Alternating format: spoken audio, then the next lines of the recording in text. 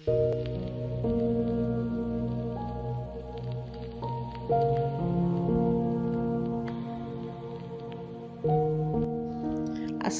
আলাইকুম, আমি লুৎফুন নাহার সুমি সিলেট থেকে বলছি।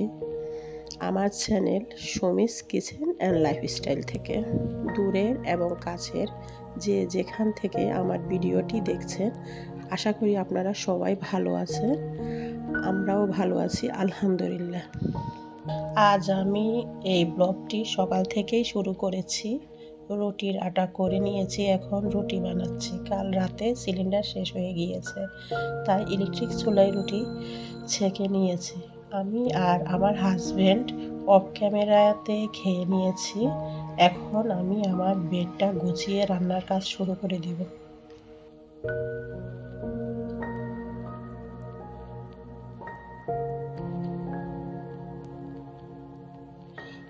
অনেক ধুলাবালি, তাই প্রতিদিন ফার্নিচার 2বার করে ক্লিন করতে হয়।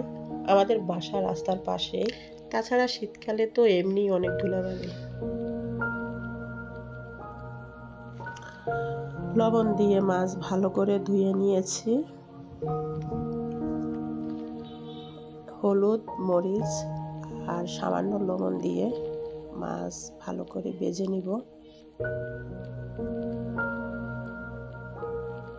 আজকে কাতল মাছ ভুনা করব। ফুলকপি দিয়ে কাতল মাছের মাথা দিয়ে রান্না করব। পেঁয়াজের কলি ভাজি করব। এখন আপনাদের মাঝে কাতল মাছ ভুনা শেয়ার করব। পেঁয়াজ দিয়ে নিচ্ছি, একটু নাড়াচাড়া করে একটু লাল হলে 1 চামচ লবণ দিয়েছি। সামান্য আদা বাটা, রসুন বাটা, আর 1/2 চামচ হলুদের গুঁড়া, 1 চামচ মরিচের গুঁড়া, 1/2 চামচ জিরার গুঁড়া দিয়ে একটু সামান্য নাড়াচাড়া করে টমেটো ছেড়ে দিব।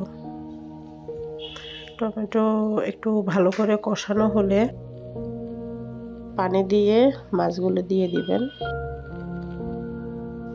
রান্না হয়ে আসার একটু আগে কাঁচামরিচ আর ধনিয়া পাতা দিয়ে 2 মিনিট রেখে নামিয়ে নেবেন। এই তো আমার রান্না শেষ।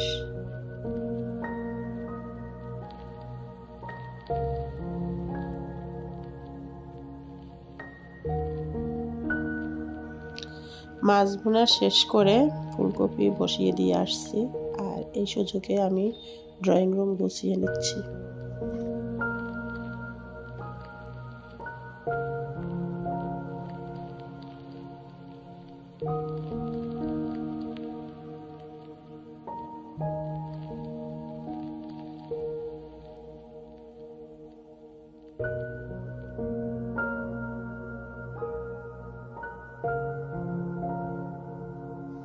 এটা হচ্ছে আমার ছোট ছেলের রুম। ও কলেজে, ও বাসায় থাকলে ও নিজে ওর রুম গুছিয়ে নেয়।